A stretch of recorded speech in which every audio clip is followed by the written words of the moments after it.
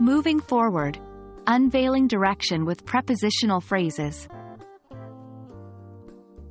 Hello there, English learners.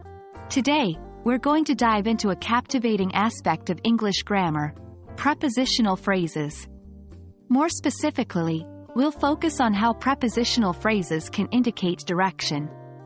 This can dramatically enrich your ability to express yourself in English, making your speech and writing clearer, more specific, and more vivid. Let's get started.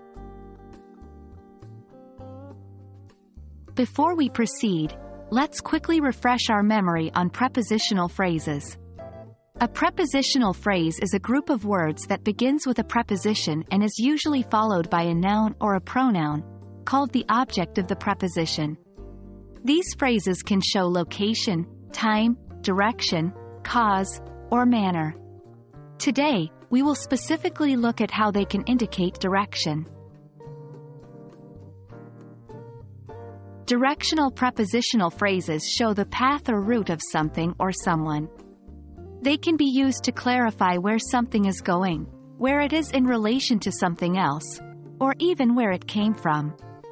Examples of prepositions indicating direction include to, from, into, out of, toward, across, through, past, up, down, and many more.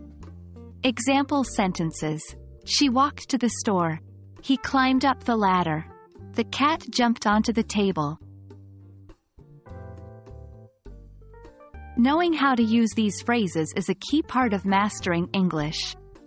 They help you paint a clearer picture of the actions happening in your sentences. Let's consider this example. The boy runs. The sentence is complete, but it lacks specificity. If we add a prepositional phrase, such as, the boy runs to the park, the sentence now gives a clear direction of the boy's running. Remember, the placement of these phrases in a sentence can alter the meaning.